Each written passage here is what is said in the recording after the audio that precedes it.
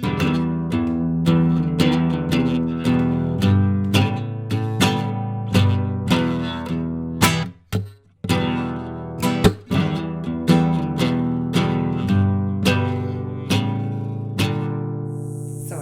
today is world peace, the dark force's favorite ploy. I'm host Rachel Egerin, aka T.O., and here with Reverend Zoe Inman, my great mystical teacher, who I've worked with for the last 15 years. And she's also known as the Renaissance woman of the healing arts and a kick-ass agent of transformation, which is really encompasses, my work with you and as I see other students work with you. So it's just an honor. And just intrigued because I feel like everyone at some point in their life, wherever they have been, they've always wanted some sort of world peace. And I guess the question is, why are we so far away from it if everyone has wanted such a thing? Well, yeah, it's a thrill to be here.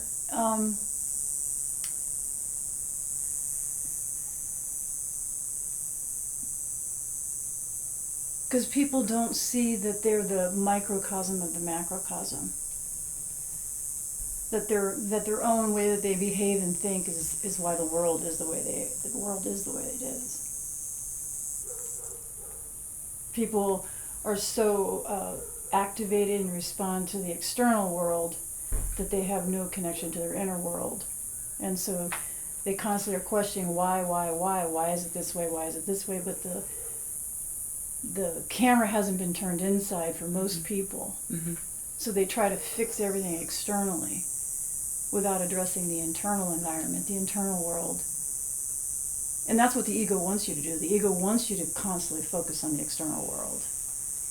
It doesn't want you to pay attention to yourself at the level that it takes to change and become the peace that you want, right? Yeah. So I'm being a little rascally when I say that the promise of world peace is one of the ploys of the dark force. It's to shock people, and just get them to stop cold in their steps.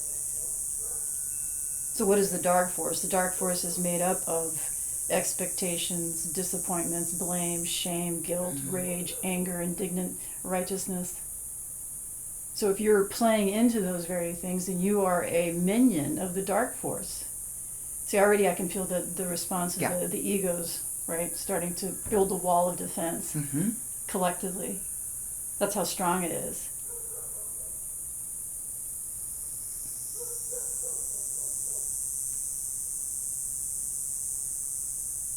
I feel like one of the greatest teachings I've had from you is my relationship with idealism, and that's where it's like wanting the world to be a certain way and this idealistic approach to that. Well, see, now here's the thing. It's what you said in the beginning. That's the place that most people start. You have it's a good place, right? Let me back up. To start noticing that things are a little strange, that the world is a little odd, that why is there so violence? Like, these are all admirable questions that must be asked when you start studying anything other than than just the functioning and getting through life, right? You're starting to pay attention that there is something strange. That's where most people start, right? You start with the world, you start with how you perceive the world, you start with these things, but it has to go further. It has to go further, but the resistance comes from a myriad of lifetimes of choices that justify idealism. But it's, as Vivekananda says, it's the curly tail of the dog, the world is. So every time you straighten it out, it's going to snap back because the real issue is not being addressed, which is the internal person, the internal source of the pain and suffering of the world. See, most people can't handle it. That's why very few people actually really do walk a spiritual path of change. They walk a path of condoning, a path of sustainability, which is nothing wrong. And everything I say is not based on right or wrong. It's just fact. Not because I'm saying it.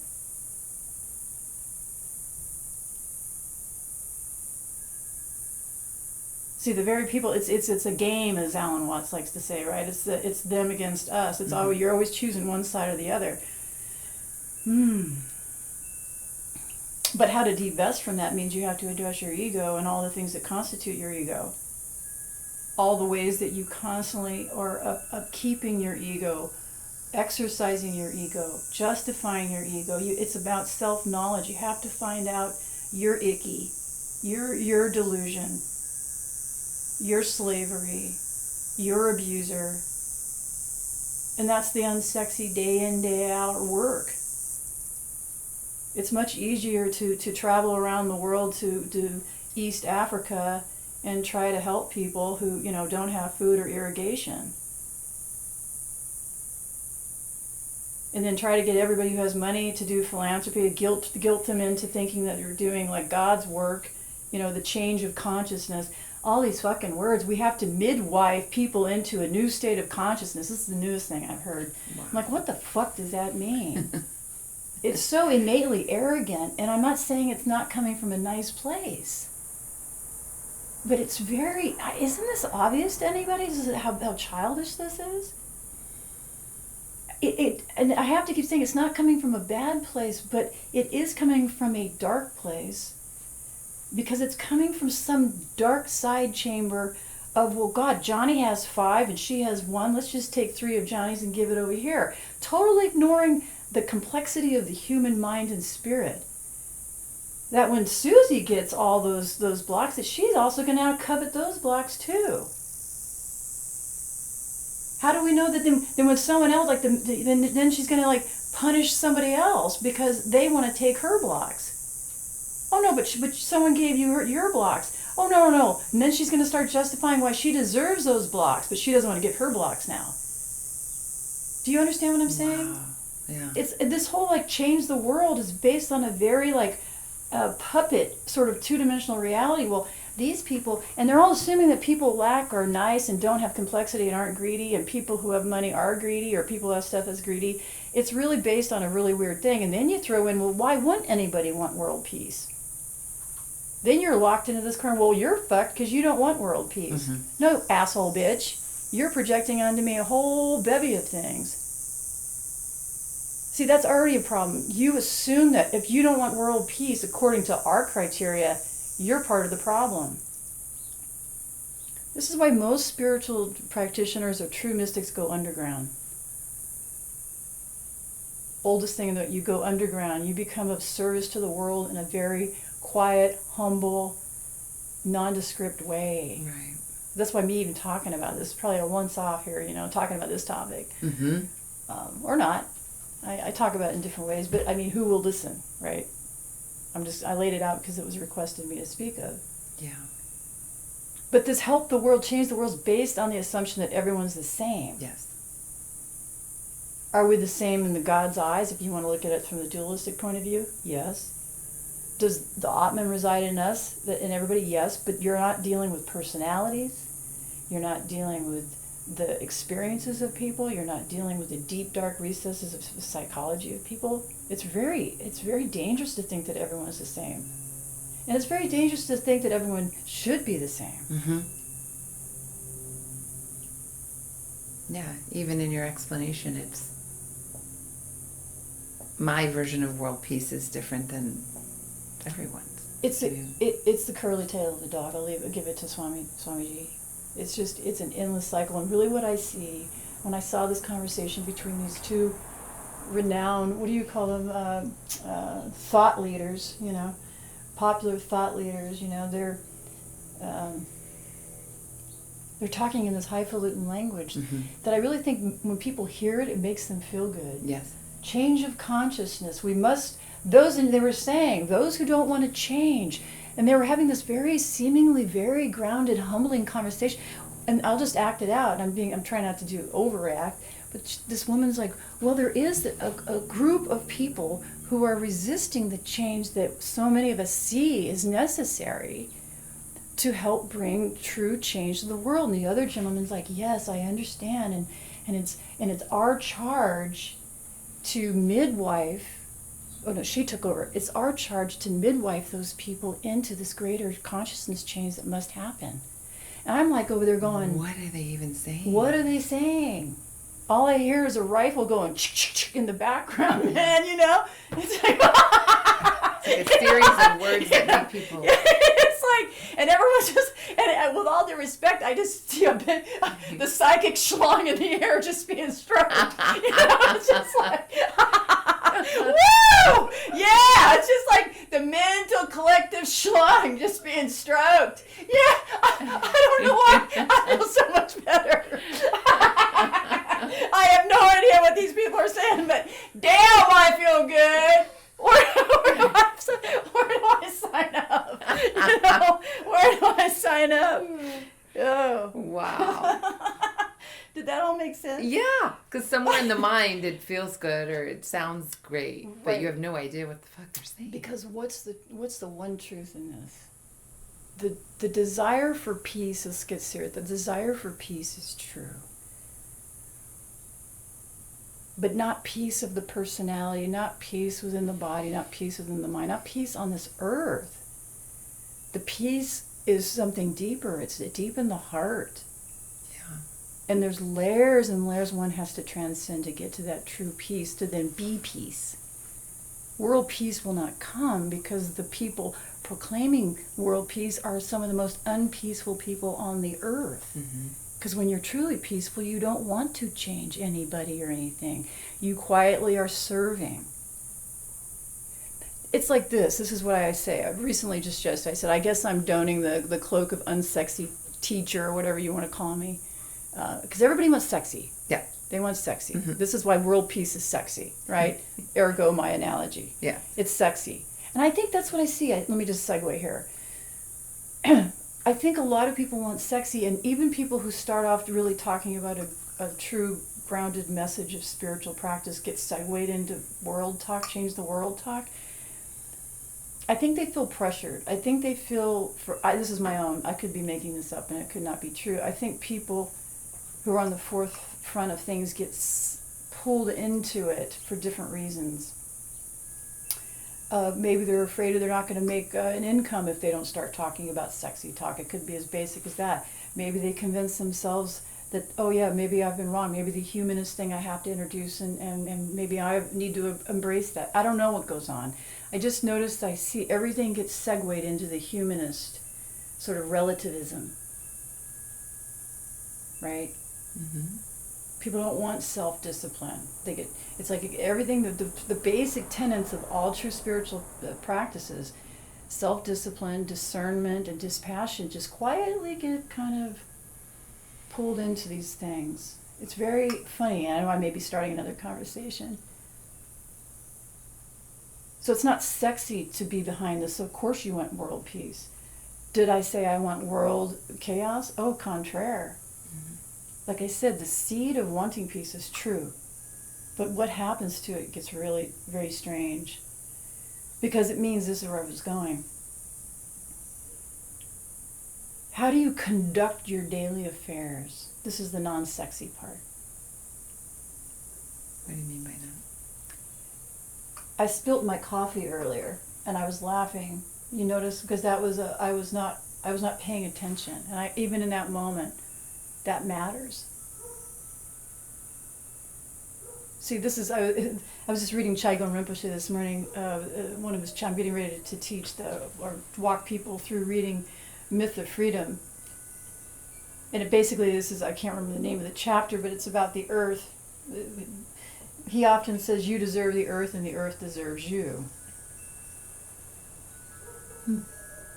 But we're so frivolous in how we behave with the earth. We so want to protect the earth. We want peace on the earth. We've all this bullshit when we don't even conduct ourselves in a conscious way. And I don't mean recycling. I don't mean any of that crap. That's all fine and dandy. The frivolousness, the disregard for basic things, not being mindful of how you're drinking your cup of coffee, how you're putting the dishes away, how you're dusting, how you park your car, how you close your gate. Do you water your plants like you better fucking bloom, motherfuckers, and stress out your plants, Like, You know, do you just sort of just like kill a bunch of ants and you know, without just, you have to, this is the rub, you're going to have to kill ants, but how do you kill ants? Wow. Don't even go that far, because I can see people getting excited. Oh, look, she's talking about living things again. That's right. Don't kill ants. I can hang on to that. Right? No, that's right. We can't kill it. No, that's not what she's saying. Are you mindful of the planet that you live on? You want to save it. You want to sustain it, but yet you're a dick. You don't fold your sheets with consciousness. No, You don't most wipe of us your- are walking around numb. You're not what you wipe your ass without any kind of awareness of how awesome that is. You can wipe your ass. That you have a digestion that works. No, it's not sexy, but that's where the world peace, if you want world peace, it starts there. It also starts with how you then function on a daily basis with how you work with human beings, the ones you see and the ones you don't see. You know, my famous, like when you have to talk to the Verizon guy, who's probably on a double shift in Minneapolis, Minnesota, like his second 12-hour shift, and he gets paid $20 an hour. And fuck you people who are talking about socialism. That's not where I'm going with this, with all due respect. I'm saying, do you have a regard for there's a human being on the other end of this fiber optic operation who's trying to help you, man? Or do you take out all your operation and all your upsetness on this person? And then you go to some rally for world peace. No, there's a serious disconnect here, kids.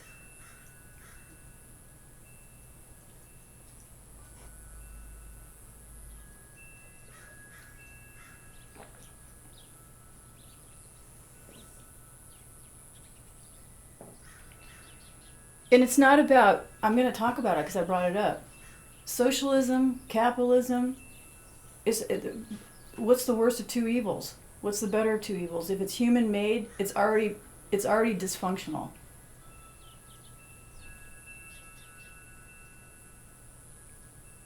What's a perfect example? Making everything free?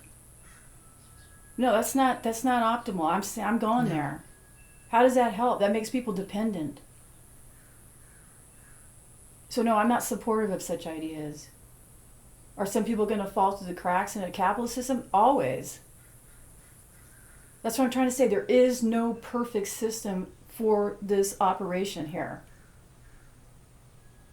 And what I find is this promise of world peace as being employed the dark side constantly puts people against the deeper truth that nothing here will ever satiate you or satisfy you. It wants to pull you back into thinking that's the case, that this is the only place, this is the only operation, this is most important. Now that's going to sound crazy to people saying, well, this is all you have is the present moment. I'm like, yeah, but this earth and this body and this mind are not, from where I sit. And this is personal for each person. Some people are like, but I don't want that to be true. Well, not a problem. Go do your thing. All I'd say is, like I say to everybody, do it with your clipboard. Pay attention to, as Buddha said, the transition, the trans. What do I say? We say that things are passing. Everything is passing. Transitory. Thank you. The transitory nature of things. Everything. Make it your workshop. Look at it. Don't take my word for it. Do you want to put your happiness in something that intrinsically is transitory? The world by its nature is transitory, so when you're trying to lock it into some sustainability is an act of violence. If you see someone starving and you have the capacity to give them a couple bucks, well then fine. But don't be proudful, be grateful that God showed up in that form to allow you the opportunity to serve him, if you're a dualist. If you're a non-dualist, you go, well, this is all transitory. This situation is very transitory, so is it the right thing to be able to give this person some money? Yes or no, it's very simple. If you don't have it, then you salute him and you keep moving. And you don't let guilt and shame stop you. You don't stop analysis. But you address each moment as it comes. See, there's a lot to deal with here, isn't there? Yeah. And that would entail trusting yourself and self-responsibility. And taking what comes. Taking what comes. But if you're curating everything, if you're trying to curate now the poor slob is asking for money, his perception of you is still back to an ego trip. Mm-hmm.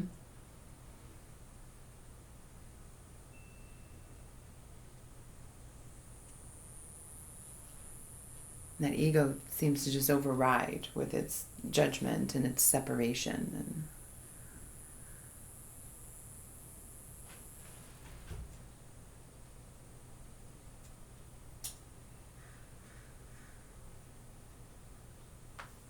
I said, we were talking yesterday, if you want to change your thoughts, and if you want to be of true service and want really good experiences and want really good sex and want really good whatever, if you could make other people's gratification more important than your own, then that would be awesome.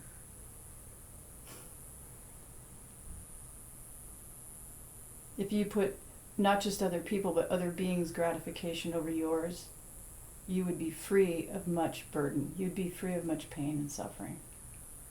And people hear that and they think it sounds contradictory. It's not.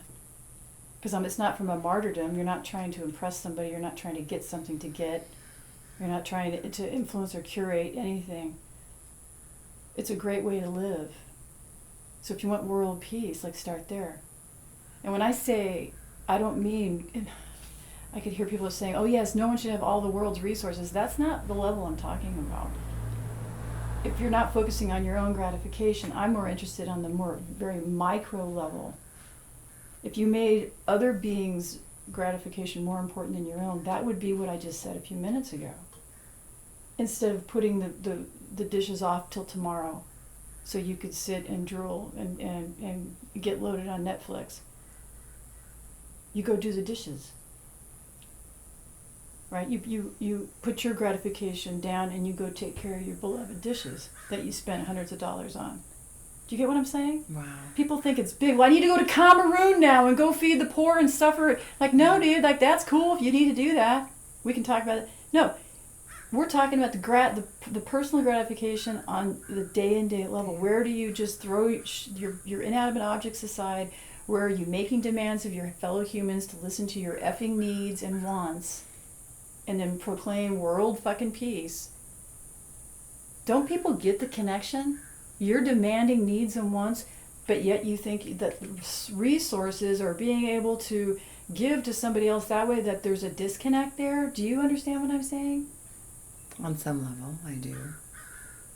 And on another You're level, demanding your needs and wants, and this is what I'm saying. There's a real problem. Where psychology, New Age has usurped some of the real teachings of spiritual practice. Justifying your needs and wants ad nauseum, and then going and proclaiming world peace. No, because demanding your needs and wants, people have confused with taking responsibility and transparency. yes. That's like grade school, kids. Go through the process, but graduate. That's for you to learn about yourself. But if you're still holding people hostage to your needs and wants and justifying it and think that's transparency and self-responsibility at the age of 35 or 45 or 50, God help us, you're going to have some major problems, especially if you're pontificating world peace and you're still putting that out, because that's a level of violence. You are holding a gun to people's head. You're making everybody responsible for your happiness. That is not an act of peace. You are now in bondage to people and things that determine your well-being and how you perceive yourself. That is causing violence. That is causing a vibrational violence in the world around you. So when you go pontificate world peace, it's annihilated with your behavior. It's just words. It's crap coming out of your mouth. What's the old saying? Actions speak louder than words. And that's what I'm very concerned about. People judge Donald Trump by his words. Everyone judges everyone by their words and how, right? Words they said 10 years ago. It doesn't matter just how they act and describe. They'd much rather have someone say they're sorry. People want sorry. They want to hear sorry, but then they ignore how the person behaves. How does that person treat you? Even if the person says, yes, I did run into your car. That's not enough. They want, I'm sorry I ran into your car. Right. No, they said they ran into your car. Like, we'll say your neighbor ran into your car. Yes, I ran into your car. And they go and they get you a year's supply oil change. And you can't receive it because they didn't say the words, I'm sorry. This is an outrageous example, but you get where I'm going? Yeah. But This you is want how them to weird feel people- bad. You want them to you are obsessed with the words. We're so word based. He didn't say this. He didn't say this. No, but how is he acting? What has he done? Look at his actions. We're so superficial. Yeah. We're so superficial. And I'm not advocating for Trumpy or against Trumpy or for Trumpy. I'm saying just look at that example. Mm-hmm. People can't stand his personality. And this to me is just a symptom of a greater thing in our culture. People are obsessed with looks, how you sound, how you look, what you say, what you don't say. Dangerous. How are you acting behind closed doors? How are you acting? I don't mean sneaky, weaky Jeffrey Epstein behind closed doors. I mean, how do you deal with your cups and saucers? How do you deal with your car? How do you deal with your daughter, your kid, your dog, your garden? How do you deal with your bills? That's what I'm interested in, man. You can talk till the cows come home. And I love people. I'm dedicated to human beings, but that's why I see how people get caught up in talking. They think that processing and talking and making sure that people see that you want world peace, that you've spoken in the right, that's more important than how you feel inside and how you conduct yourself in the mundane, boring aspects. Right. Did that make more sense? It made a lot of sense. Yes.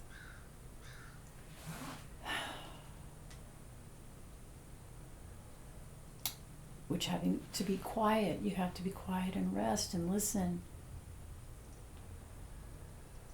How are you with that these days? Was much more pleasant than it used to be. It used to be quite painful to have quiet or turn off the phone or And why turn was off it, the why was it TV. painful? Because so much energy, or I guess just wanting so much input,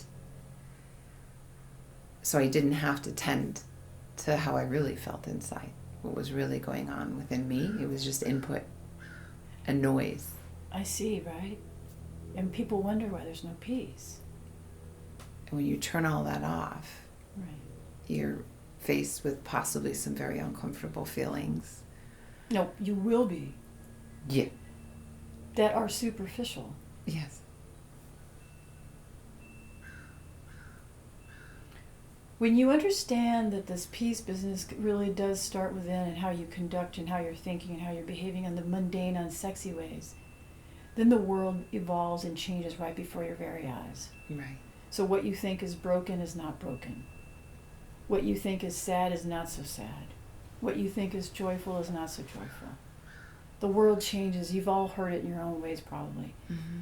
The more you take true responsibility for yourself and Right. really, really tend to your physical presence on this world, you become a very naturally moral, upstanding, disciplined person. You become truly a vehicle of love without even anybody knowing. You are emitting and changing the world in a more profound way than traveling the world over, making mega donations, making sure your face is seen in a rally, making sure that someone hears the right words. Like, you are making a profound impact. And that's why I advocate that, because it's the number one thing that's more important than anything is that you are a representative of the most important aspect of every spiritual path, and that is a true practitioner of humility. You are standing in humility. It's very vulnerable. What? Hello? You wonder why there's no world peace? Because people avoid vulnerability. Mm-hmm. They do everything. In fact, the more they talk about world peace, the more they talk about this crap, the more I guarantee you they have no clue about what vulnerability is. Too busy self-protecting to be vulnerable. Humility is the dust of the feet of God.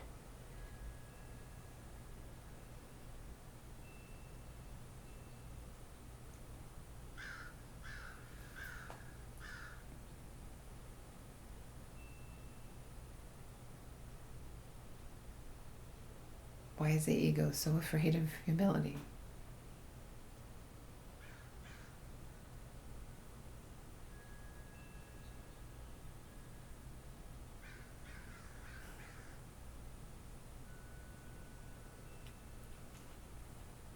Well, it's very present. What do you think? It's ever present.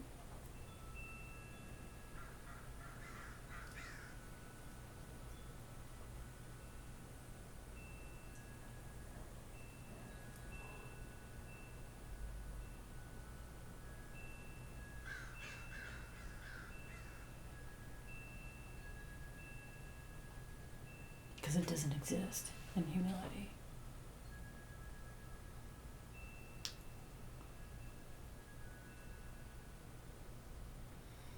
It's poofed. It poofs. Does that make sense?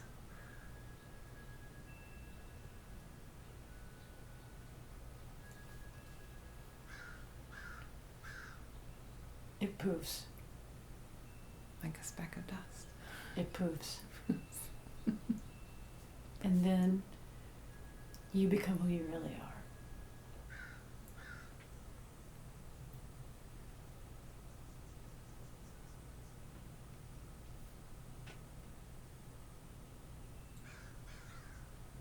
What you really are.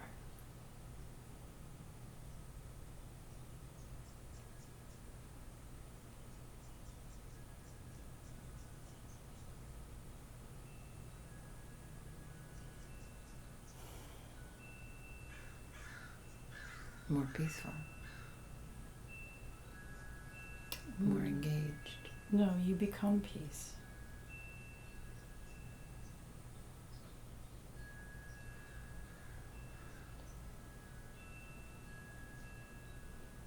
See, peace resides here everywhere.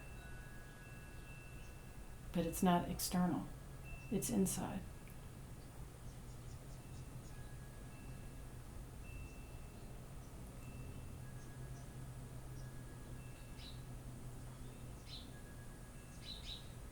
In other words, all that you see comes from peace and will go back to peace.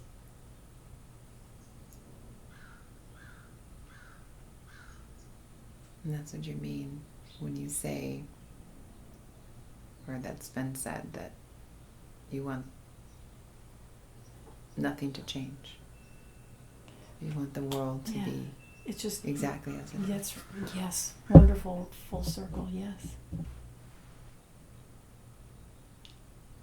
Then you're at peace with how things are.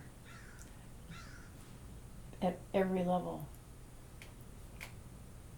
Because you're responding to everything as it's coming to you. And that, if you want world peace, that is the first step. How do you address every single thing that's coming to you as it is?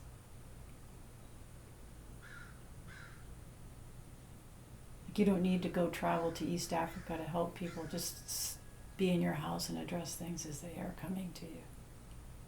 Be mindful of the praying mantis that you just sprayed off your bush unconsciously.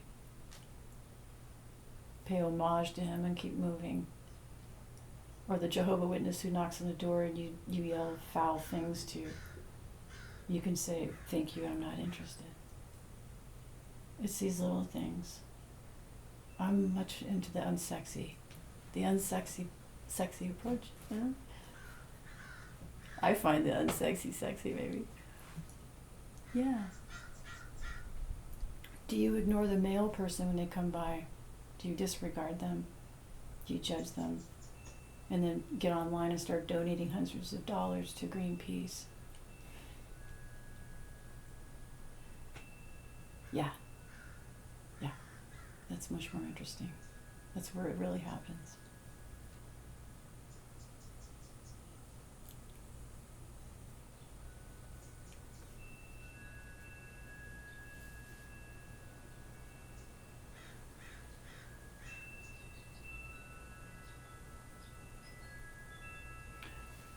And if you do go to East Africa, you approach it the same way. as if you were living in India or California. These are human beings who have there's a certain situation and they have a same mindset, same things going on. That's where people get delusional. And then they're shocked when they're shanghaied or the idealism is twisted and they're like, how could this happen here? Mm-hmm. How could a Buddhist pull a gun and kill people? It's just like, I'm always amused, sort of horrifyingly amused by people shocked by, how could this happen here? It's very small. Yeah.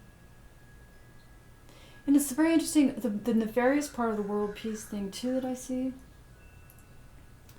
And I believe it's an energy, maybe this is another conversation, that doesn't want people to focus on connecting to the divine, doesn't want to have people. What concerns me is this whole environmentalism, which is connected to save the world. Right.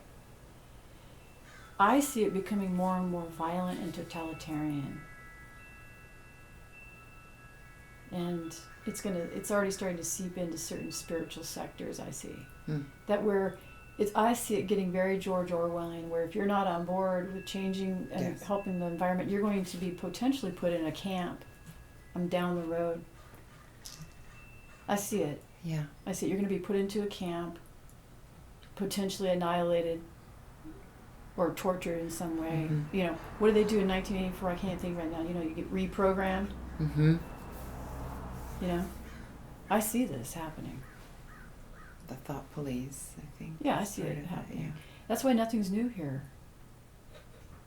Nothing's new under the sun. Nothing's new under the sun. This is like the equivalent of Genghis Khan, but in the environmentalist thing. It's like takeover, right? Yeah.